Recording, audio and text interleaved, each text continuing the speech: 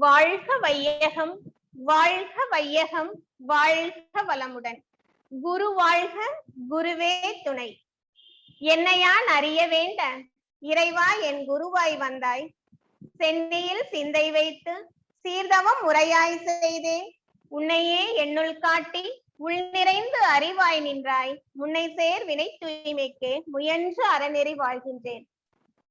இணையதள வாயிலாக இணைந்திருக்கும் இருபால் மெய்யன்பர்களுக்கும் எனது இனிய மாலை வணக்கத்தையும் வாழ்த்துக்களையும் தெரிவித்துக் கொள்கிறேன்.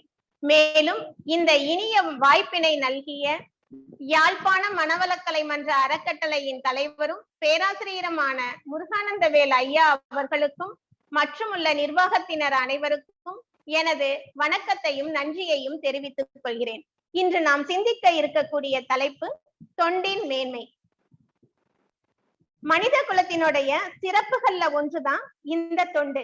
ஏன்னா பிறர் படக்கூடிய துன்பத்தை பார்த்து இரங்கலும் அத்துன்பத்தை போக்க முயல்வதும் தான் மனித குலத்தினுடைய சிறப்பு. ஏன்னா மற்ற உயிரினங்களை காட்டிலும் மனித குலத்துல இருக்கக்கூடிய அந்த சிறப்பு என்னன்னு கேட்டீங்கன்னா, பிறர் படக்கூடிய துன்பத்தை பார்த்து இறங்குவதும் அப்புறம் அந்த துன்பத்தை போக்குவதற்கு முயல்வதும் ஆகும்.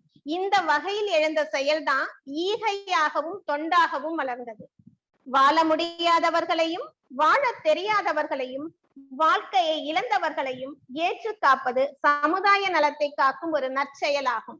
இததான் நம்ம தொண்டுன்னு சொல்றோம்.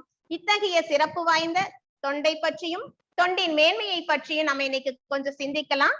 இந்த சிந்தனையில தொண்டுனா என்ன, தொண்டை நாம் ஏன் செய்ய வேண்டும், தொண்டினால் ஏற்படக்கூடிய நன்மைகள் என்னென்ன, தொண்டு செய்வதற்கு நமக்கு என்னென்ன பண்புகள் தேவை, தொண்டை எப்பொழுது எப்படி யாருக்கு செய்ய வேண்டும், அவற்றை பற்றி எல்லாம் நம்ம கொஞ்சம் சிந்திக்கலாம். முதல்ல நம்ம தொண்டுனா என்னன்னு பார்க்கலாம். அதற்கு மகரிஷி கொடுத்திருக்கக்கூடிய விளக்கங்களையே நான் சொல்றேன். மற்றவர்கள் துன்பம் அடையும் போது அல்லது அவர்களுக்கு உதவி தேவைப்படும் போது அத்துன்பத்தை நீக்க தங்களால் இயன்ற உதவியை செய்யும் செயலே தொண்டு ஆகும். மற்றவர்கள் துன்பம் அடையும் போது, இல்ல ஒருத்தருக்கு பசிக்கும் பொழுது, இல்ல உடல்ல ஏதாவது வலி ஏற்பட்டு அந்த வேதனைப்படும் பொழுது, அல்லது அவர்களுக்கு உதவி தேவைப்படும் பொழுது, பண உதவியோ ஏதாவது ஒரு உதவி தேவைப்படும் பொழுது, ஒண்ணு பசியால வாடலாம், இல்லைன்னா அவங்களுக்கு ஒரு ஸ்கூலோ ஒரு காலேஜ்லயோ பணம் கட்டுறதுக்கு ஃபீஸ் கட்டுறதுக்கு பணம் தேவைப்படலாம். அந்த மாதிரி நேரத்துல அவர்களுடைய துன்பத்தை போக்க தங்களால் இயன்ற உதவியை செய்யக்கூடிய செயல்தான் தொண்டு. பசியால வாடுறவங்களுக்கு உணவு வாங்கி கொடுக்கலாம். அந்த பள்ளிக்கோ கல்லூரிக்கோ பணம் கட்ட முடியாத நிலை ஏற்படும் பொழுது பண உதவி செய்யலாம். அப்படி செய்யக்கூடிய அந்த செயலை தான் தொண்டுன்னு சொல்றோம். இன்னொன்னு சொல்றாங்க, பிற துன்பம் துடைத்தற்கே தன் வாழ்நாளை பேரறிவோடு அர்ப்பணித்தல் தொண்டு ஆகும். பிற துன்பம் துடைத்தற்கே தன் வாழ்நாளை பேரறிவோடு அர்ப்பணித்தல் தொண்டு ஆகும். மற்றவர்களுடைய துன்பம் துடைப்பதற்காகவே தன்னுடைய வாழ்நாளை, அதுவும் எப்படி அப்படின்னு கேட்டீங்கன்னா பேரறிவோடு இறைநிலையோடு அர்ப்பணிக்கணும் அப்படிங்கிறாங்க. ஏன்னா அந்த இறைநிலையோடு நம்மை அர்ப்பணிக்கும் பொழுதுதான் அந்த தொண்டு செய்யக்கூடிய எண்ணமே நமக்கு வரும். அததான் தொண்டுன்னு மகரிஷி சொல்றாங்க. இன்னொரு பாடல்ல மிக தெளிவா நமக்கு சொல்றாங்க, வாழ்வதனை முற்றுணர்ந்து அதை அமைதி வெற்றி வழி கண்டு வாழ வைக்கும் பேரறமே தொண்டு. வாழ்வதனை முற்றுணர்ந்து, வாழ்க்கையை பற்றி முழுமையாக தெரிந்து கொண்டு உணர்ந்து கொண்டு அதை அமைதி வெற்றி வழி கண்டு, அதை வாழ்க்கையை அமைதியாகவும் வெற்றியாகவும் வாழ்வதற்கான வழிகளை கண்டு வாழ வைக்கும் பேரறமே தொண்டு. நாம் மட்டும் வாழ்ந்தால் பத்தாது, மற்றவர்களையும் வாழ வைக்கக்கூடிய ஒரு பேர் அறம் தான் தொண்டு அப்படிங்கிறாங்க. இந்த தொண்டினுடைய சிறப்பையும் மேன்மையும் உணர்ந்ததுனாலதான் மகரிஷி நமக்கு இறைவணக்க பாடல்லையே இந்த தொண்டின் மேன்மையை பற்றி சொல்லியிருக்காங்க. என்னன்னா, பிறப்பு இறப்பிடை உணர்தல் இயக்கமாகி நீதி நெறி உணர் மாந்தராகி வாழும் நிலையுணர்ந்து தொண்டாற்றி இன்பம் காண்போம் அப்படின்றாங்க. ஏன்னா தொண்டினுடைய சிறப்பை உணர்ந்ததாலதான் இறைவணக்க பாடல்லையே நமக்கு அதை கொடுத்து தொண்டாற்றி இன்பம் காண்போம் என்று மகரிஷி நமக்கு சொல்லி இருக்காங்க. இப்ப இந்த தொண்டை நாம ஏன் செய்யணும்? நாம எல்லாருமே மற்றவர்களுடைய தொண்டினாலதான் வாழ்ந்துட்டு வரோம். ஒவ்வொரு மனிதரும் நாம பெற்றிருக்கக்கூடிய உடலாற்றலாகட்டும் அறிவாற்றல் ஆகட்டும், இது எல்லாமே சமுதாய மக்கள்கிட்ட இருந்துதான் பெறப்பட்டது. அது மட்டும் இல்ல, நம்ம அவ்வப்போது நம்ம அனுபவிக்கக்கூடிய பொருட்கள், அதாவது நம்ம பயன்படுத்தக்கூடிய பொருட்கள் எல்லாமே நம்மளால தானே உற்பத்தி செய்து கொள்ள முடியாது. அது மட்டும் இல்லை, இது எல்லாமே நாம காலையில எழுந்ததுல இருந்து இரவு படுக்கிற வரைக்கும் நம்ம பயன்படுத்தக்கூடிய அனைத்து பொருட்களுமே நம்மால் தனியாக உற்பத்தி செய்ய முடியாது. இது எல்லாமே சமுதாய கூட்டுறவுல இருந்துதான் நமக்கு கிடைக்குது. அதோட நாம எல்லாருமே ஏதாவது ஒரு பள்ளியிலோ கல்லூரியிலோ நம்ம படிச்சிருக்கோம். இந்த நிறுவனங்கள் எல்லாமே சமுதாயத்துல உள்ள பல நல்ல மனிதர்களினுடைய உதவியாலும் மற்றும் பொதுமக்களுடைய வரிப்பணத்தாலும் தான் இந்த நிறுவனங்கள்லாம் செயல்படுது. அதோட நாம் உண்ணக்கூடிய உணவுல ஒரு பிடியை எடுத்துக்கிட்டு நம்ம ஆராய்ச்சி செஞ்சோம் அப்படின்னா இந்த உணவு நம் கைக்கு வந்து சேருவதற்கு எத்தனை பேரோட உழைப்பு தேவைப்பட்டு இருக்கும், அதோட எத்தனை தலைமுறையினரோட ஆராய்ச்சி அறிவு தேவைப்பட்டிருக்கும். கொஞ்சம் நம்ம சிந்திச்சு பார்த்தோம்னா அததான் மகரிஷி சொல்லியிருக்காங்க, உணவிலே உலக ஒற்றுமை கண்டிடு, உழைப்பினால் பதில் உலகிற்கு தந்திடு. ஏன்னா ஒரு கை உணவு நம்ம கிட்ட வந்து சேர்றதுக்கு எவ்வளவு பேரோட உழைப்பு தேவைப்பட்டிருக்கும், எத்தனை தலைமுறையினரோட ஆராய்ச்சி அறிவு தேவைப்பட்டிருக்கும். இதை நம்ம ஒவ்வொரு நிமிஷமும் நம்ம சிந்திச்சு பார்க்கணும். அதற்காக தான் இந்த பாடல்ல நமக்கு சொல்லியிருக்காங்க. இதை உணர்ந்த பெரியவர்கள் தான் என்ன சொல்லியிருக்காங்க, இந்த தொண்டை பத்தி, தொண்டு ஏன் செய்யணுங்கிறதுக்கு சொல்லியிருக்காங்க. என் கடன் பணி செய்து கிடப்பதே சொல்லி அப்பர் சொல்றாரு. உழைக்க மனமில்லாதவன் உண்ணல் ஆகாது அப்படின்னு சொல்லி பைபிள்ல சொல்லி இருக்கு. ஏன்னா நம்ம அனுபவிக்கக்கூடிய ஒவ்வொரு பொருளுமே இந்த சமுதாய மக்கள்கிட்ட இருந்துதான் நமக்கு கிடைச்சிருக்கு, அதை நாம அனுபவிக்கிறோம்.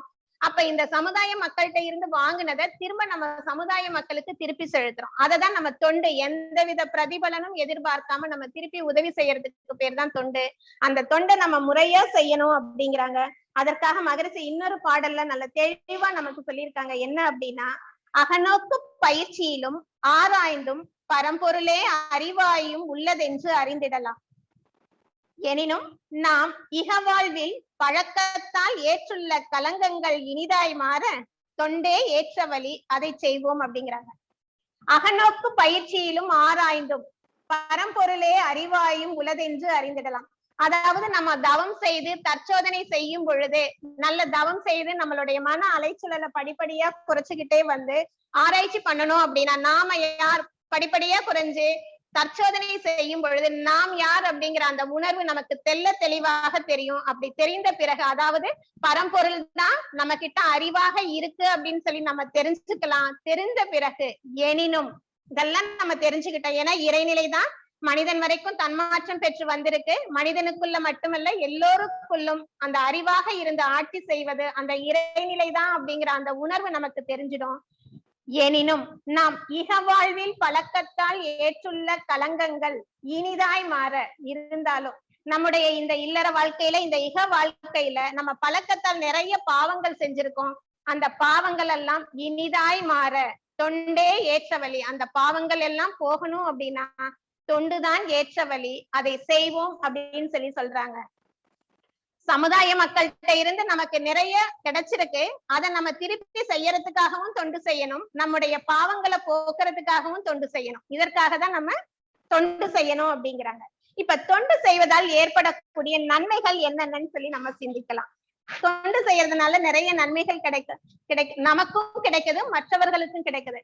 மற்றவர்களுக்கு என்ன அப்படின்னா அவர்களுடைய துன்பம் நீங்குது. நமக்கு என்னென்ன பலன்கள் அப்படின்னு சொல்லி பாத்தீங்கன்னா, நம்முடைய பாவங்கள் தீருகிறது. நமக்கு இறையுணர்வு, நம்முடைய பாவங்கள் முழுமையாக தீர்ந்தால் மட்டுமே இறையுணர்வு கிடைக்கும். நம்ம அறிவில் முழுமை பெறணும் அப்படின்னா நமக்கு இறையுணர்வு கிடைக்கணும். இறையுணர்வு கிடைக்கணும் அப்படின்னா நம்முடைய பாவங்கள் தீர்ந்தா மட்டும்தான் நமக்கு இறையுணர்வு சித்திக்கும். அதே போல நமக்கு இன்பம் கிடைக்கும், உயர் புகழ் உண்டாகும் அப்படிங்கிறாங்க. நம்முடைய பாவங்கள் எப்படி தீரும் அப்படிங்கிறதுக்கு ஒரு சின்ன ஒரு உதாரணம். மகாபாரத போர் முடிந்த பிறகு தர்மர் என்ன பண்றாருன்னா கிருஷ்ணரை போய் சந்திக்கிறாரு. சந்திச்சுட்டு சொல்றாரு, நம்ம இந்த நடந்து முடிந்த போர்ல நிறைய பாவ செயல்களை எல்லாம் நம்ம செஞ்சுட்டோம் கிருஷ்ணா, அதனால அந்த பாவங்களை போக்குவதற்காக புனித யாத்திரை போலான்னு இருக்கிறோம், நீயும் வரையான்னு சொல்லி கேக்குறாரு. அப்ப கேட்கும் பொழுது கிருஷ்ணர் சொல்றாரு, இல்ல நான் வரல அப்படின்னு சொல்லிட்டு தன்கிட்ட இருக்கக்கூடிய ஒரு கசப்பு சுவை உள்ள ஒரு காயை அவங்க கிட்ட கொடுக்குறாரு. கசப்பு சுவையுள்ள ஒரு காயை கொடுத்து, தர்மா நீ எந்த புனித ஆற்றில் எல்லாம் மூழ்கி எழுகிறாயோ, எந்த புனித ஆற்றில் மூழ்கி எழுகிறாயோ அவற்றிலெல்லாம் இந்த காயையும் மூழ்கி எடுத்து வா அப்படின்னு சொல்லி சொல்றாரு. அதே போல கேட்டுட்டு எல்லாரும் போறாங்க. புனித பஞ்ச பாண்டவர்களும் புனித யாத்திரை எல்லாம் முடிச்சுட்டு நல்லா சிறப்பாக முடிச்சுட்டு திரும்பி வராங்க. திரும்பி வந்து கிருஷ்ணரை சந்திச்சு அவர்கிட்ட ஆசீர்வாதமும் வாங்கிக்கிறாங்க. அப்புறம் இந்த தர்மர் என்ன பண்றாருன்னா தன் கிட்ட இருக்கக்கூடிய அந்த காயை அவர்கிட்ட கொடுக்குறாரு கிருஷ்ணர் கிட்ட. கிருஷ்ணரும் அந்த காயை வாங்கிட்டு என்ன பண்றாருன்னா பல துண்டுகளாக அந்த காயை நறுக்கி எல்லார்கிட்டையும் ஆளுக்கு ஒண்ணா கொடுக்குறாரு. கொடுத்த உடனே எல்லாரும் கொடுத்துட்டு சாப்பிட சொல்றாரு. எல்லாரும் அந்த காயை சுவைச்சு சாப்பிடுறாங்க. சாப்பிடும் பொழுது எல்லாரும் சொல்றாங்க, இந்த காய் மிகவும் கசப்பாக இருக்குது கிருஷ்ணா அப்படிங்கிறாங்க.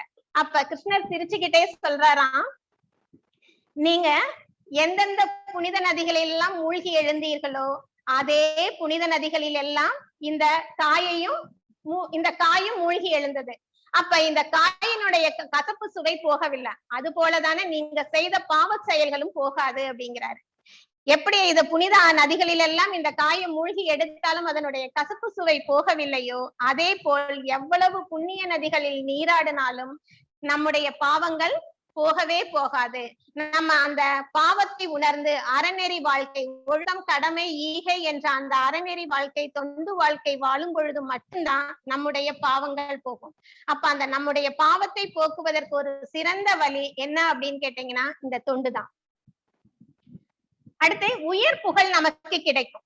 என்ன உயர் புகழ் அப்படின்னா, யாராச்சும் ஒருவர் மிகுந்த துன்பத்துல இருக்கும் பொழுது அந்த துன்பத்தை போக்குவதற்கு நம்மாலான உதவியை செஞ்சோம் அப்படின்னா அந்த ஆன்மா மனம் நிறைவாக மகிழ்ச்சியாக வாழ்த்தும் இல்லையா, அந்த வாழ்த்து தான் உயர் புகழ்.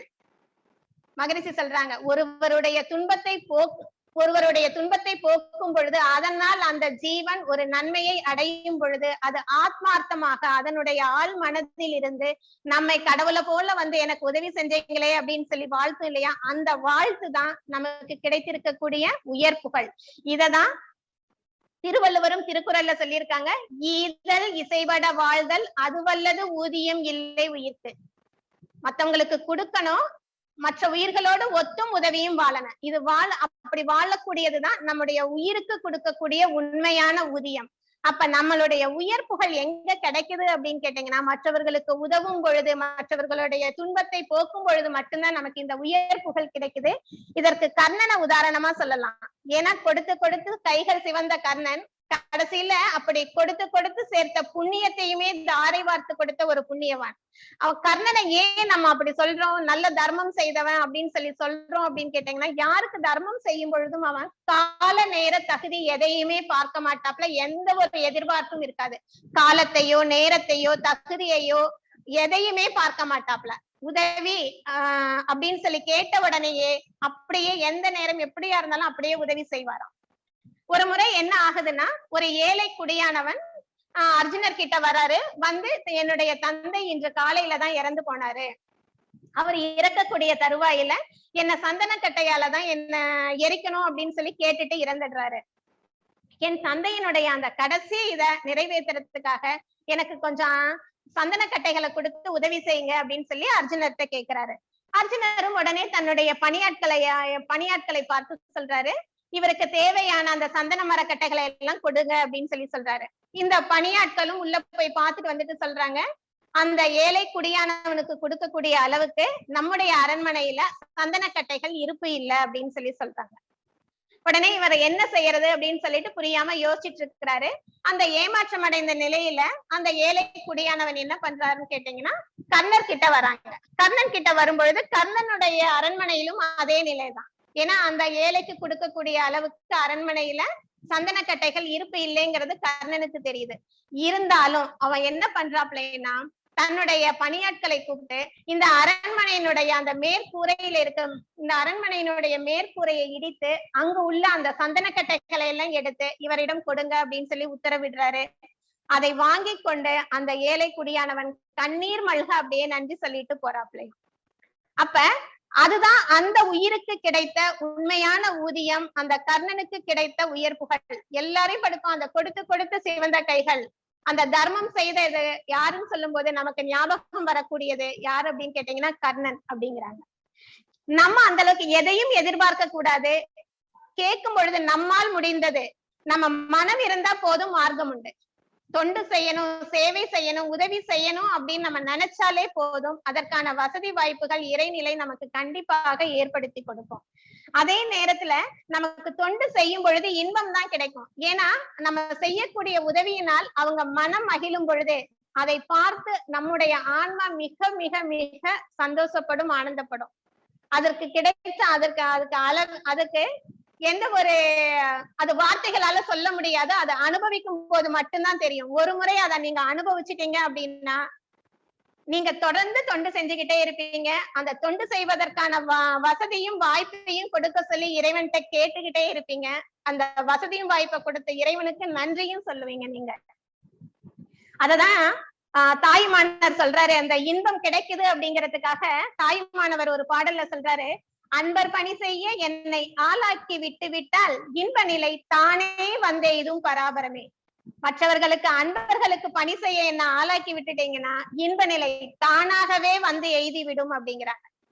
அதான் மக்களுக்கு செய்யும் தொண்டே மகேசனுக்கு செய்யும் தொண்டு. நம்ம இறைவனுக்கு தனியாக தொண்டு செய்ய வேண்டாம், மக்களுக்கு செய்யக்கூடிய சேவையே அதை இறைநிலைக்கு இறைவனுக்கு போய் சேர்ந்து விடும் அப்படிங்கிறாங்க. தொண்டு செய்வதற்கு நமக்கு என்னென்ன பண்புகள் தேவைப்படுது? ஒரு சில பண்புகள் எனக்கு தெரிஞ்ச வரைக்கும், என்னுடைய சிந்தனைக்கு எட்டின வரைக்கும் நான் சொல்றேன். என்னன்னா, நன்றி உணர்வு இருக்கணும், மன விரிவு இருக்கணும், தீமை செய்தவருக்கும் நன்மை செய்யக்கூடிய பண்பு நமக்கு வரணும், எதிர்பார்ப்பு இல்லாமல் இருக்க வேண்டும், தன்முனைப்பு இல்லாமல் இருக்க வேண்டும். இந்த பண்புகள் எல்லாம் நமக்கு தொண்டு செய்வதற்கு நமக்கு தேவையான பண்புகள். அது மனவளக்கலை அன்பர்களாகிய நமக்கு தொண்டு செய்யறதுக்காக வந்திருக்கோம். அப்ப இந்த பண்புகளை எல்லாம் நாம வளர்த்து கொள்ள வேண்டும் அப்படிங்கிறாங்க. நன்றி உணர்வு அப்படிங்கும்போது முதல்ல சொன்ன மாதிரிதான், நம்ம ஒவ்வொரு நாளும் காலையில எழுந்ததுல இருந்து இரவு படுக்கிற வரைக்கும் நம்ம பயன்படுத்தக்கூடிய ஒவ்வொரு பொருளுமே இந்த சமுதாய மக்களினுடைய உழைப்பாலதான் நமக்கு கிடைச்சிருக்கு. ஒரு நிமிஷம் நினைச்சு பாருங்க, காலையில எந்திரிச்சதுமே பல் துலக்க நமக்கு பிரஷும் பேஸ்டும் தேவைப்படுது. அதே மாதிரி அடுத்தது அப்படியே ரொட்டினா நடக்குது. இரவு படுக்கும் போது பயன்படுத்தக்கூடிய பாய் தலகாணி, இத்தனை பொருட்களையும் இந்த சமுதாய மக்கள் தான் நமக்கு உற்பத்தி பண்ணி கொடுத்திருக்காங்க. அப்ப அந்த உற்பத்தி கொடுத்த அந்த மக்களுக்கு நாம நன்றி சொல்லணும். அந்த நன்றி உணர்வு இருந்தா மட்டும்தான் அவங்களுக்கு திருப்பி செய்யணும் அப்படிங்கிற அந்த எண்ணமே நமக்கு வரும். ஏன்னா எல்லாமே நமக்கு தான், சமுதாய மக்கள்கிட்ட இருந்துதான் நமக்கு எல்லாமே கிடைச்சிருக்கு. அப்ப அந்த நன்றி உணர்வு இருந்தா மட்டும்தான், இந்த எல்லாமே நமக்கு சமுதாய மக்கள் தான் நமக்கு கொடுத்திருக்காங்க, அவங்களுக்கு நம்ம நன்றி சொல்லணும் அப்படிங்கிற அந்த எண்ணம் இருந்தாதான் திருப்பி செய்யணும் அப்படிங்கிற அந்த எண்ணமே வரும். நீங்க நினைக்கலாம், எல்லாமே நான் பணம் கொடுத்து தானே வாங்குறேன், என்னுடைய உழைப்பால நான் பொருளை ஈட்டி அதன் மூலமாக தானே. யார் வேணா அந்த பொருட்களை உற்பத்தி செய்திருக்கலாம், ஆனா அந்த பொருட்களை வாங்குவதற்கு நான் என்னுடைய பணத்தை எல்லாம் கொடுக்கலாம் அப்படின்னு நீங்க நினைக்கலாம். ஆனா ஒரு நிமிஷம் நினைச்சு பாருங்க, நீங்க ஏதாவது ஒரு அலுவலகத்துல வேலை செய்யலாம், இல்லைன்னா நீங்க ஒரு அலுவலகத்தை நடத்தலாம்.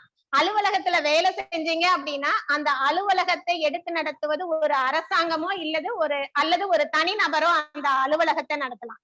அரசாங்கமோ அல்லது ஒரு தனி நபரோ அலுவலகத்தை நடத்தும் பொழுது மட்டும்தான் நீங்க அதுல வேலை செஞ்சு பணத்தை ஈட்ட முடியும். ஏன்னா அவங்க அந்த நிறுவனத்தை நடத்துறதுனாலதானே நீங்க அங்க வேலை செய்யறீங்க.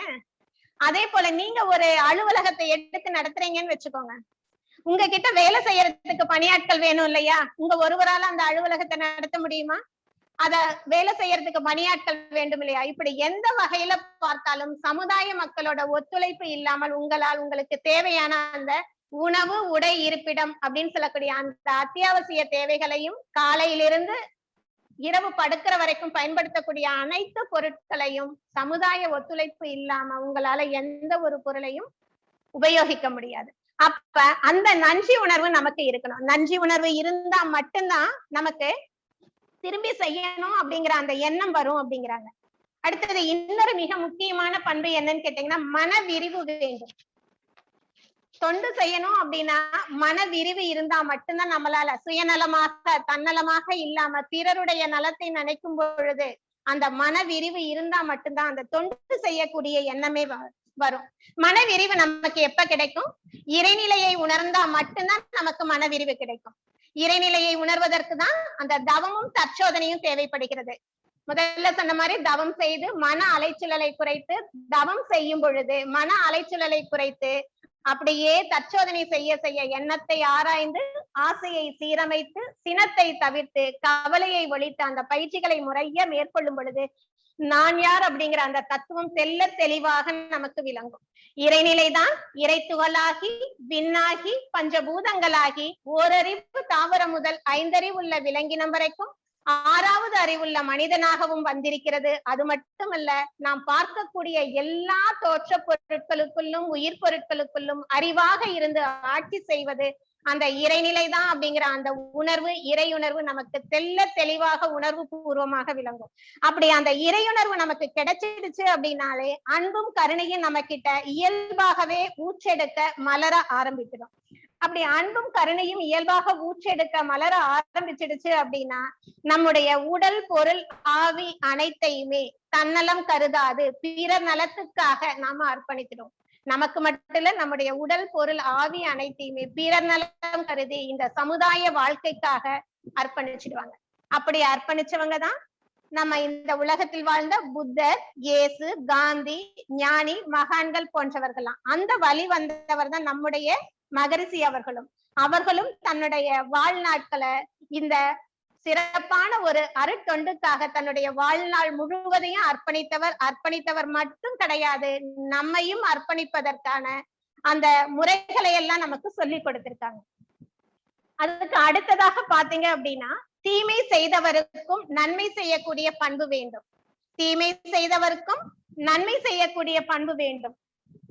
ஐயா இந்த சிந்தனை உரையை ஆரம்பிக்கிறதுக்கு முன்னாடி சொன்னாங்க, ஏன்னா தொண்டு செய்யும் பொழுது நமக்கு எந்த ஒரு இது எதிர்பார்க்க கூடாது, ஏன்னா நிறைய விமர்சனங்கள் வரும் அப்படின்னு சொன்னாங்க, நிறைய குறை கூறுவாங்க. அப்படிப்பட்ட விமர்சனங்களையும் நம்ம கண்டுகொள்ள கூடாது. அதே சமயத்துல நம்ம யாராவது குறை சொன்னாலும் அதை பெரிதுபடுத்தாமல் அவர்களுக்கு தேவையான உதவியை நாம செய்யணும். ஏன்னா நிறைய விமர்சனங்கள், குறைகள் எல்லாமே நமக்கு நடக்கும். ஒண்ணு, பொது வாழ்க்கைக்கு வந்து அந்த தொண்டு செய்ய ஆரம்பிச்சிட்டோம் அப்படின்னா எல்லா வகையான இன்னல்களுக்கும் ஆளாகும். ஆனா அதையெல்லாம் பொருட்படுத்தாம நம்முடைய தொண்டை நம்ம சிறப்பா நம்ம செஞ்சுக்கிட்டே இருக்கணும். அந்த தொண்டுக்கு தியாகமே உரைகள் அப்படிங்கிறாங்க. தொண்டுக்கு தியாகமே உரைகள். இதற்கு ஒரு உதாரணம் சொல்லணும் அப்படின்னா, ஒரு மாமரத்தை எடுத்துக்கோங்க. மாமரத்தை கல்லால இங்க இருந்து அடிச்சா கூட அந்த கல்லடியும் வாங்கிக்கிட்டு அந்த மாமரம் கனியை தான் நமக்கு திருப்பி கொடுக்குது. கல்லடிய வாங்கிக்கிட்டு ஒரு கனியை தான் நமக்கு திருப்பி கொடுக்குது. அது மட்டும் இல்ல, நமக்கான நிழல்களையும் நமக்கு கொடுக்குது. அப்ப இந்த இயற்கையில இருந்து நம்ம நிறைய பாடங்களை கத்துக்கலாம். அப்ப நம்ம தொண்டு செய்யணும் அப்படின்னா நம்ம பற்றி யார் விமர்சனம் செய்தாலும் பரவாயில்லை, குறை சொன்னாலும் பரவாயில்ல, எந்தவித பிரதிபலனும் எதிர்பார்க்காம நம்முடைய செயலை நம்ம தொடர்ந்து செஞ்சுக்கிட்டே இருக்கணும். அடுத்ததாக எதிர்பார்ப்பு இல்லாமல் இருக்கணும். எதிர்பார்ப்பு அப்படின்னா பிரதிபலன். நம்ம செஞ்சா நமக்கு ஒரு புகழ் கிடைக்கும், இல்ல ஒரு பாராட்டு கிடைக்கும், இத கூட எதிர்பார்க்க கூடாது. இன்னொன்னும் சொல்றாங்க, நன்றிய கூட எதிர்பார்க்க கூடாதான். புகழ், பாராட்டு, பணம் அதெல்லாம் அப்புறம். புகழோ பணமோ பாராட்டோ கிடைக்கும் அப்படின்னு எல்லாம் எதிர்பார்க்க கூடாது. அதோட நன்றிய கூட எதிர்பார்க்க கூடாது அப்படிங்கிறாங்க. என்ன சொல்லணும் அப்படின்னா, மலை எதை எதிர்பார்த்து பொழிகின்றது? மலை எதை எதிர்பார்த்து பொழிகின்றது? அதே போல மரம், செடி, கொடி இவையெல்லாம் எதை எதிர்பார்த்து பூக்கின்றது, காய்க்கின்றது? இதையெல்லாம் ஒரு நிமிஷம் நினைச்சு பாருங்க. சூரியன் எதை எதிர்பார்த்து தினமும் உதிக்கின்றது? அதெல்லாம் எதையுமே எதிர்பார்க்கிறது இல்ல. இந்த பிரபஞ்சத்துல நடக்கக்கூடிய அனைத்து விதமான இயக்கங்களும் எதையுமே எதிர்பார்க்காம அப்படியே தன்னால இயங்கிக் கொண்டே இருக்குது. அது போல நாமும் நம்ம எந்தவித பிரதிபலனும் எதிர்பார்க்காம நம்முடைய சேவையை நம்ம தொடர்ந்து செஞ்சுக்கிட்டே இருக்கணும். அடுத்து முக்கியமான ஒண்ணு என்ன அப்படின்னா, நம்ம கிட்ட தன்முனைப்பு இல்லாமல் இருக்கணும். தன்முனைப்பு, அந்த கர்வம் இருக்க கூடாது. நான் தொண்டு செய்யறேன், சேவை செய்யறேன், இந்த அளவுக்கு நான் மத்தவங்களுக்கு உதவி செய்யறேன் அப்படிங்கிற அந்த எண்ணம் ஒரு துளி அளவு கூட நம்ம கிட்ட இருக்கக்கூடாதான். அதுக்கு ஒரு உருதுமொழி கவிஞர் ரஹீம் சொல்லியிருக்கிறாரு, உலகத்திலேயே மிக சிறந்த ஒரு தானம் செய்யக்கூடிய ஆள், தொண்டு செய்யக்கூடிய ஆள் யார் அப்படின்னு பாத்தீங்கன்னா இறைவன் தான். ஏன்னா அவன் தான், இறைவன் தான் இரவு பகல் பார்க்காமல் யாருக்கு என்ன வேணும், பணம் வேணுமா, உணவு வேணுமா, அறிவு வேணுமா, இரவு பகல் பார்க்காம யாருக்கு என்ன வேணும் அப்படிங்கிறத தொடர்ந்து கொடுத்து கொண்டே இருக்கிறான். அவனை மாதிரி கொடுக்கறதுக்கு யாராலும் முடியாது. ஆனா மக்கள் அதை சரியா புரிஞ்சுக்காம என்ன போய் தானம் செய்யறவன் சிறந்த தானி, அதாவது நிறைய தர்மங்கள் செய்யக்கூடியவன் அப்படின்னு சொல்லி மக்கள் என்ன ரொம்ப புகழ்றாங்க. இறைவனால் தான் எல்லோருக்கும் எல்லா நேரத்திலும் எல்லாவற்றையும் கொடுக்க முடியும். இறைவன் ஒருவனால் மட்டும்தான் எல்லோருக்கும் எல்லாவற்றையும் எப்பொழுதும் கொடுக்க முடியும். ஆனா இதை மக்கள் முழுமையாக புரிந்து கொள்ளாமல் என்னை தான் சிறந்த ஒரு தர்மவான், நல்ல சேவை செய்யறேன், உதவி செய்யறேன்னு சொல்லி சொல்றாங்க. ஆனா இதை கேட்ட உடனே என்னுடைய கண்கள் வெட்கத்தால் தலை குனிகிறது அப்படிங்கிறாரு. என்னுடைய கண்கள் வெட்கத்தால் தரையை பார்க்கிறது அப்படிங்கிறாரு. அது மட்டும் இல்ல, என்ன சொல்றாரு அப்படின்னா, இறைவன் கொடுத்ததை தான் நான் கொடுக்கிறேன், இறைவன் கொடுத்ததை தான் நான் கொடுக்கிறேன், இறைவன் கொடுக்கல அப்படின்னா என்னால கொடுக்க முடியாது. அப்ப இறைவன் கொடுத்ததுனாலதான் என்னால கொடுக்க முடியுது, அந்த இறைவனுக்கு நான் நன்றி சொல்றேன் அப்படின்னு சொல்லி சொல்றாரு. ஒரு நிமிஷம் நினைச்சு பாருங்க, நம்ம மத்தவங்களுக்கு உதவி செய்யறோம்னு சொல்றோம். உதவி செய்யறதுக்கு நம்ம கிட்ட பொருளோ அறிவாற்றலோ உடலாற்றலோ இருக்கிறதுனால தானே நம்ம உதவி செய்யறோம். அப்ப இதை கொடுத்தது யார் நமக்கு? அந்த இறைவன். இறைவனை போல மிக சிறந்த சேவையாளன், கொடையாளன் யாருமே கிடையாது. அப்ப இறைவன் தான் மிகப்பெரிய கொடையாளன், தானவான், தர்மவான். நம்ம ஒரு நிமிஷம் நினைச்சிட்டோம் அப்படின்னா நம்ம கிட்ட அந்த தன்முனைப்பு எழவே எழாது. அப்ப இந்த தொண்டு செய்யணும் அப்படின்னா இந்த நற்குணங்கள் நம்ம கிட்ட இருக்கணும். ஒண்ணு நன்றி உணர்வு, இன்னொன்னு மனவிரிவு, தீமை செய்தவருக்கும் நன்மையே செய்ய வேண்டும், எதிர்பார்ப்பு இல்லாமல் இருக்க வேண்டும், தன்முனைப்பு இல்லாமல் இருக்க வேண்டும். இந்த பண்புகளை எல்லாம் நம்ம எந்த அளவுக்கு வளர்த்துக்கிறோமோ அந்த அளவுக்கு நமக்கு தொடர்ந்து தொண்டு செஞ்சுக்கிட்டே இருக்க முடியும். அடுத்து, தொண்டு யாருக்கு எப்பொழுது எப்படி செய்ய வேண்டும்? தொண்டு யாருக்கு எப்பொழுது எப்படி செய்ய வேண்டும்? தொண்டை யாருக்கெல்லாம் செய்யலாம்னு மகரிஷி சொல்லியிருக்காங்க. உடல் ஊனமுற்றவங்களுக்கு செய்யலாம், மனநிலை பாதிக்கப்பட்டவங்களுக்கு, ஆதரவற்ற குழந்தைகள், முதியவர்களுக்கு, இவங்களுக்கெல்லாம் செய்யணும். ஏன்னா இவர்களாலதான் பொருள் ஈட்டி வாழ முடியாத சூழல்ல இருப்பாங்க. ஏன்னா உழைத்து பொருளீட்ட முடியாத நிலையில் உள்ளவங்க தான் இவங்க. அப்ப இவங்களுக்கெல்லாம் தான் நம்ம உதவி செய்யணும் அப்படிங்கிறாங்க. இவங்களுக்கு மட்டுமா செய்யணும்? ஒரு நிமிஷம் கொஞ்சம் சிந்திச்சு பாருங்க. நம்ம குடும்பத்துல இருக்கிறவங்க, வீட்டு பக்கத்துல அக்கம் பக்கத்துல இருக்கிறவங்க, உறவினர்கள், நண்பர்கள், இவங்களுக்கு ஏதாவது உதவி தேவைப்படும் பொழுது, இல்ல இவர்கள் ஏதாவது துன்பப்படும் பொழுதும் இவங்களுக்கு நாம உதவி செய்யணும். இந்த உதவி செய்யணும், தொண்டு செய்யணும் அப்படிங்கிறது நம்ம வாய்ப்பை தேடி எங்கேயுமே போக வேண்டாம். நம்ம குடும்பத்துல இருக்கவங்க, நம்ம அக்கம் பக்கத்துல இருக்கிறவங்க, நம்முடைய உறவினர்கள், நண்பர்கள், யாருக்கு எப்பொழுது எந்த உதவி தேவையோ, அவங்க ஏதாவது கஷ்டத்துல துன்பத்துல இருக்கும் பொழுது நம்மால் எந்த அளவு அவர்களுடைய துன்பத்தை போக்க முடியும், எந்த அளவுக்கு நம்மால உதவி செய்ய முடியும், நம்மால முடியலைனாலும் யார் மூலமாவது செய்ய முடியுமா, இதையெல்லாம் கொஞ்சம் சிந்திச்சு இந்த மாதிரி எல்லாம் தான் தொண்டு செய்யணும். ஏன்னா தொண்டு அப்படிங்கிறது நம்ம வெளியில போய் செய்யணும்னு நினைக்கிறோம். ஆனா குடும்பத்துல இருந்தே அந்த தொண்டை ஆரம்பிக்கணும். ஏன்னா வீட்டுல வயதான முதியவர்கள் எல்லாம் இருப்பாங்க. அவங்களுக்கு இருக்கக்கூடிய பிரச்சனைகள் ஒண்ணு தனிமை, இன்னொன்னு உடல் ஆரோக்கிய குறைபாடு. இதுதான் மெயின் பிரச்சனை அவங்களுக்கு இருக்கிறது. அப்ப அவங்க கிட்ட போய் அவங்களுடைய தனிமையை போக்குறதுக்கு ஆறுதலா ஒரு 4 வார்த்தை பேசலாம். அவங்களுடைய உடல் நல குறைபாடுகள்ல அந்த உடல் நலத்தை பத்தி கொஞ்சம் விசாரிக்கலாம். அப்ப அப்படி கேட்கும் பொழுது அவங்களுடைய ஆன்மா அவ்வளவு சந்தோஷப்படும். என்னிட்டையும் ஒரு 4 வார்த்தை பேசக்கூடிய ஆள் இருக்காங்களே, என்னுடைய உடல் நலத்தை பத்தியும் விசாரிக்கிறாங்களே அப்படின்னு சொல்லிட்டு அவ்வளவு சந்தோஷப்படுவாங்க.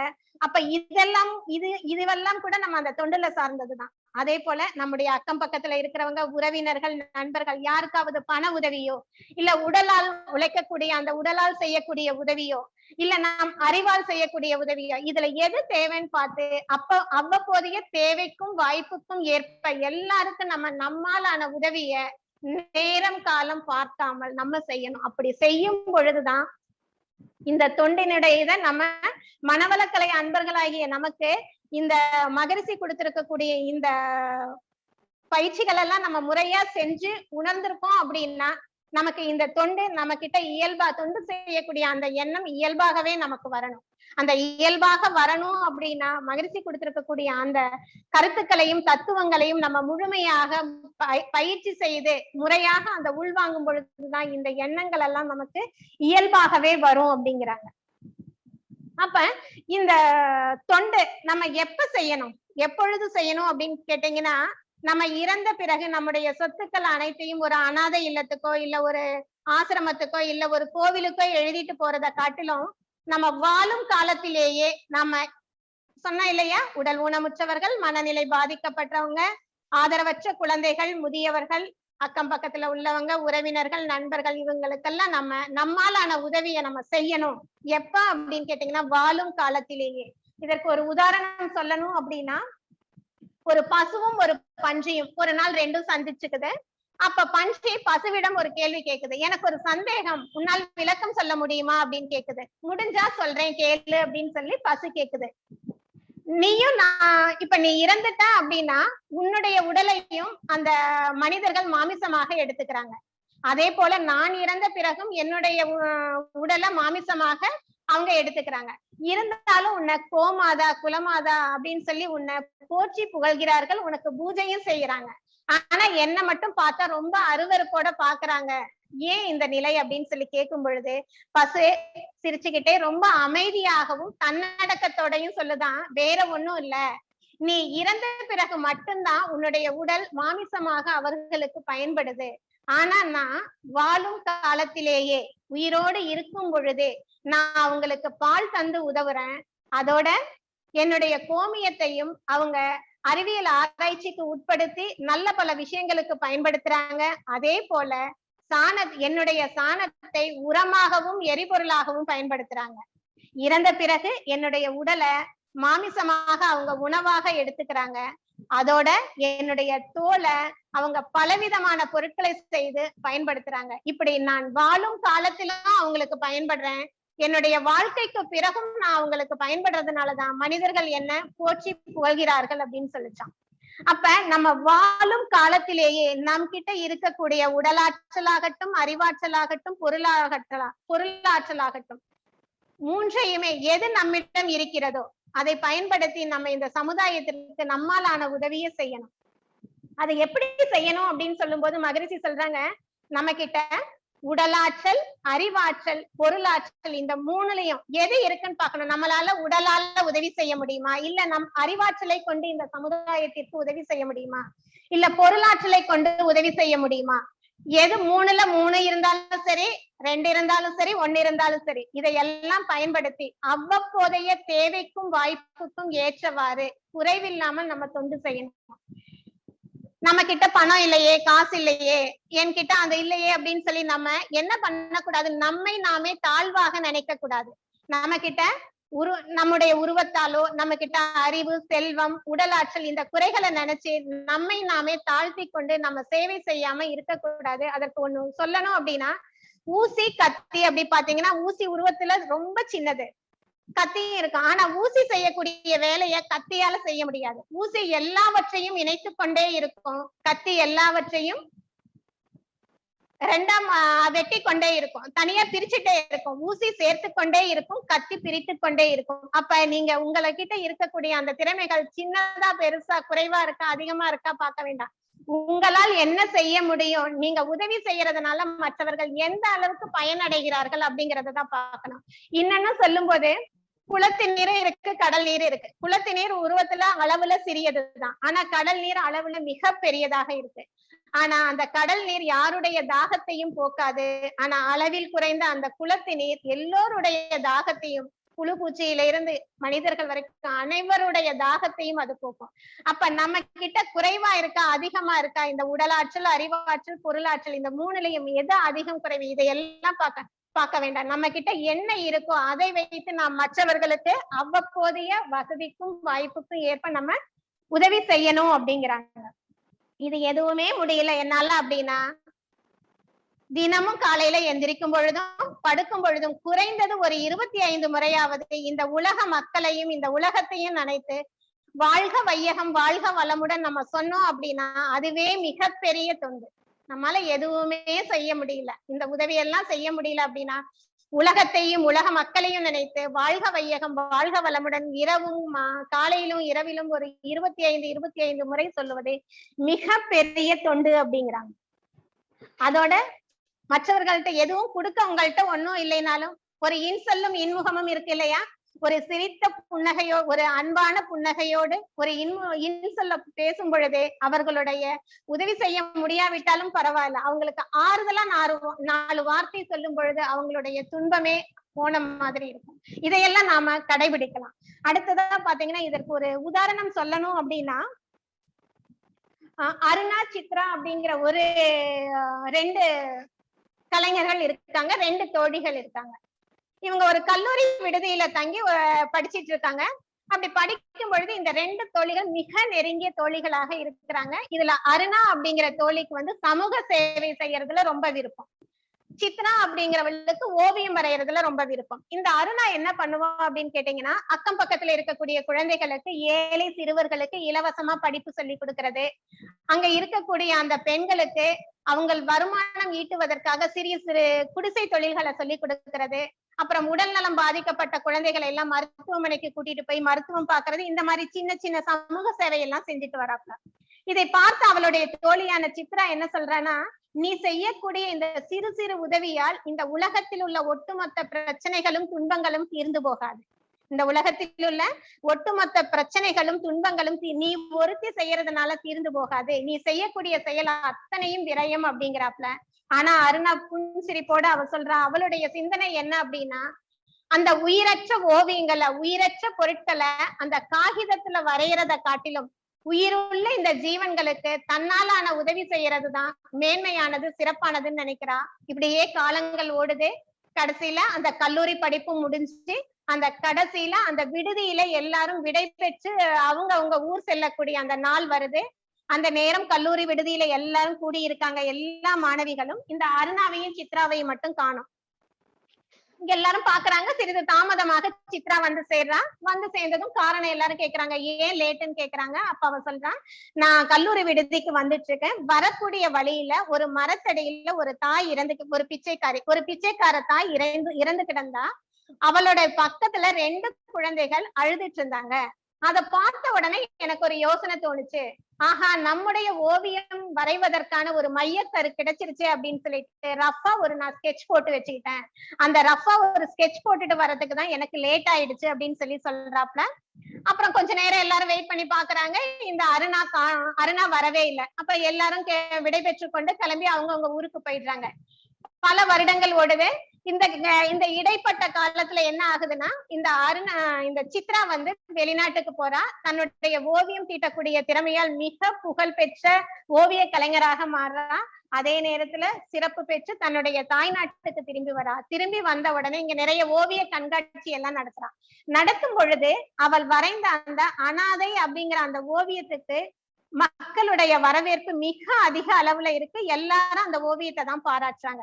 அப்படி ஒரு ஓவிய கண்காட்சியில இந்த அருணாவும் சித்ராவும் பல வருடங்களுக்கு பிறகு சந்திக்கிறாங்க.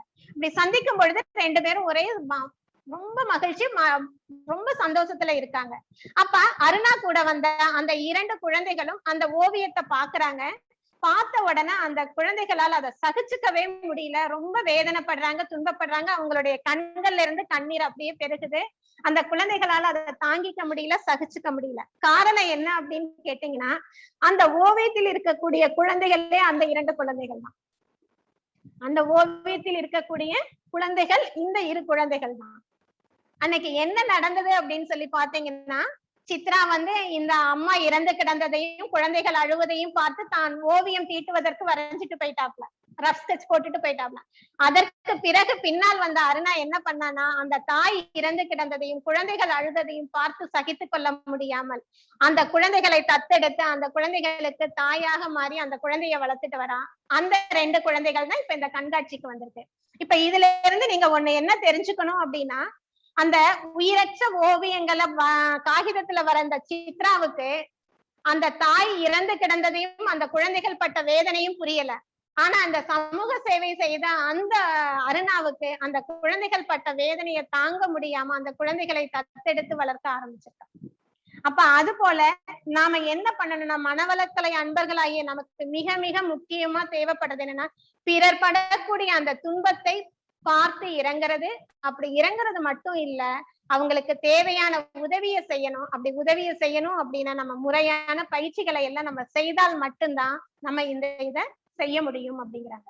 மகரிஷி ஒரு அழகா ஒரு பாடல்ல இந்த தொண்டுக்கு தன்னை அந்த வாழும் காலத்திலேயே சொன்ன இல்லையா, வாழும் காலத்திலேயே தொண்டு செய்ய வேண்டும் சொல்லி, அந்த வாழும் காலத்திலேயே தன்னை அர்ப்பணித்து ஒரு பாடல்ல அழகா சொல்லியிருக்காங்க. என்ன அப்படின்னா, நன்று ஜனவரி 61ஆம் ஆண்டு நாள் 1 ஞாயிற்றுக்கிழமை காலை. அதாவது 1961ஆம் ஆண்டு ஜனவரி 1ஆம் தேதி ஞாயிற்றுக்கிழமை காலையில், இன்று நான் உலக சமுதாயத்திற்கு என்னை முழுவதும் அர்ப்பணித்துக் கொண்டு விட்டேன். இந்த உலக சமுதாயத்திற்கு என்னை முழுமையாக அர்ப்பணித்து விட்டேன். என்றுமே இனி எனது அறிவினாற்றல் யான் ஈட்டுகின்ற பொருள் பொது வாழ்விற்கே. இனிமேல் நான் என்னுடைய அறிவாற்றலாகட்டும், நான் ஈட்டுகின்ற பொருளாகட்டும், எல்லாமே என்னுடைய இந்த பொது வாழ்விற்கு தான். சென்றிடுவேன் ஊர் ஊராய் நாடு நாடாய். எல்லா இடங்களுக்கும் ஊர் ஊரா நாடு நாடா போவேன். எதுக்கு தெரியுமா? சமத்துவ சமாதான தொண்டு செய்வேன். சமத்துவ சமாதான தொண்டு செய்வதற்காக ஊர் ஊராக நாடு நாடாக செல்வேன் சொல்லியிருக்காங்க. மகரிஷியினுடைய அடித்தொற்றி பின்பற்றி அவர்களுடைய சிஷ்யர்களான தொண்டர்களான நாமும் அவருடைய அடியை பின்பற்றி நாமும் தொண்டாற்றணும். நம்ம மக்களுக்கு, நம்மை சுற்றி உள்ள இந்த சமுதாய மக்களுக்கு செய்யக்கூடிய தொண்டுதான் நம் குருவுக்கு செய்யக்கூடிய ஒரு காணிக்கை, குருவுக்கு செய்யக்கூடிய சேவைன்னு நம்ம நினைச்சிட்டு நம்முடைய தொண்டை தொடர்போம் அப்படிங்க. அடுத்தது இந்த முறையான தொண்டு அப்படிங்கிறத பத்தி மகரிஷி இன்னொரு பாடல மிக அழகா தெளிவா நமக்கு சொல்லியிருக்காங்க. உயர்ந்தோர்கள் ஒன்றுபட்டு தாழ்ந்தோர் தம்மை உயர்த்துவதே தொண்டு நிலையங்கள் நோக்கம். நம்ம மனவளக்கலை போன்ற தொண்டு நிலையங்களுடைய நோக்கம் என்னன்னு சொல்றாரு? உயர்ந்தோர்கள் ஒன்றுபட்டு தாழ்ந்தோர் தம்மை உயர்த்துவதே. உயர்ந்தோர்கள்னா உடலாற்றல், அறிவாற்றல், பொருளாற்றல், இதுல எல்லாம் உயர்ந்தவர்கள் எல்லாம் ஒன்றுபட்டு தாழ்ந்தவர்கள் தம்மை, தாழ்ந்து இருக்கக்கூடியவங்க அந்த உடலாற்றல், அறிவாற்றல், பொருளாற்றல் இவற்றிலெல்லாம் தாழ்ந்து இருக்கிறாங்க இல்லையா, இவர்களை எல்லாம் உயர்த்துவதே தொண்டு நிலையங்கள் நோக்கமாம். உயர்ந்த நிலை அனைவருக்கும் கிட்டும் போதே உலக சமாதானம் என்ற அமைதி உண்டாம். உயர்ந்த நிலை என்னைக்கு இதுல எல்லாம் அந்த உயர்வு நிலை கிடைக்கும் பொழுதுதான் அந்த உலக சமாதானம்ங்கிற அமைதியே கிடைக்குமா. உயர்வு எனில் பொருள், ஆட்சி, காமம் மூன்றும் ஒழுக்கம், ஞானம் என்ற வழி இயங்கல். உயர்வுனா எதுல எல்லாம் உயர்வு வேணும் அப்படின்னு கேட்டீங்கன்னா, பொருள், ஆட்சி, காமம், இந்த மூன்றிலும். அது எப்படிப்பட்ட உயர்வு வேண்டும் அப்படின்னு கேட்டீங்கன்னா, ஒழுக்கம், ஞானம் என்ற வழியில் தான் இந்த உயர்வை பெற வேண்டும். ஒழுக்கம், ஞானம் என்ற வழியில் தான் இயங்கிதான் இந்த உயர்வை பெற வேண்டும். உயர்வு பெற உயர்த்திவிட விரும்புவோரே ஒன்றுபடுவீர் தொண்டு நிலையங்கள் தோறும். உயர்வு பெறணும்னு நினைக்கிறவங்களும் சரி, உயர்த்தி விட விரும்புவோரும் சரி, எல்லோரும் ஒன்றுபடுங்க எங்க தொண்டு நிலையங்கள் தோறும். நாமும் மனவளக்கலை அன்பர்களாகிய நாமும் ஒன்று திரளுவோம், நாமும் உயர்ந்து மற்றவர்களையும் உயர்த்துவதற்கு. மகரி இதுவரைக்கும் நம்ம கேட்ட எல்லாத்தையும் இது பண்ணனாலும் நம்ம இரண்டொழுக்க பண்பாட்டை முறையாக நம்ம பின்பற்றினாலே நம்ம செய்யக்கூடிய தொண்டு தான். என்ன அப்படின்னு கேட்டீங்கன்னா, நான் எனது வாழ்நாளில் யாருடைய உடலுக்கும் மனதுக்கும் துன்பம் தர மாட்டேன்.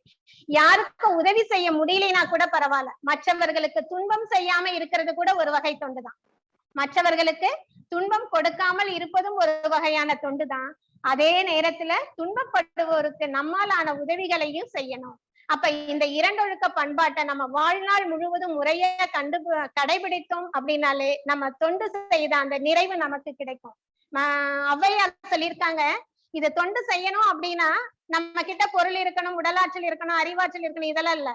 ஔவையார் சொன்ன மாதிரி அறம் செய்ய விரும்புன்னு ஔவையார் சொல்லியிருக்காங்க. அது போல தொண்டு செய்ய விரும்பு. தொண்டு செய்ய விரும்பினாலே போதும், நமக்கான வசதி வாய்ப்புகள் தானாக தேடி வரும். அந்த வசதி வாய்ப்புகள் வரும் பொழுது நம்ம கிட்ட இருக்கக்கூடிய அந்த தகுதியை பயன்படுத்தி நம்மால் முடிந்த அளவுக்கு மற்றவர்களுக்கு உதவி செய்யணும். ஒவ்வொரு முறை நமக்கு அந்த தொண்டு செய்வதற்கு, உதவி செய்வதற்கு வாய்ப்பு கிடைக்கும் பொழுது அந்த இறைவனுக்கும் நன்றி சொல்லணும். அதே நேரத்துல யாருக்கு உதவி செய்யறோமோ அவங்களுக்கும் நம்ம நன்றி சொல்லணும். அதே நேரத்துல தொண்டு செய்ய வாய்ப்பு கிடைக்கும் பொழுது எப்ப சொல்லணும் அப்படின்னா, தொண்டு செய்வதற்கு வாய்ப்பு கிடைக்கும் பொழுது அந்த வாய்ப்பை ஏற்படுத்தி கொடுத்த இறைவனுக்கும் அந்த வாய்ப்பை செய்யக்கூடிய நபருக்கும் நம்ம நன்றி சொல்லணும் அப்படிங்கிறாங்க.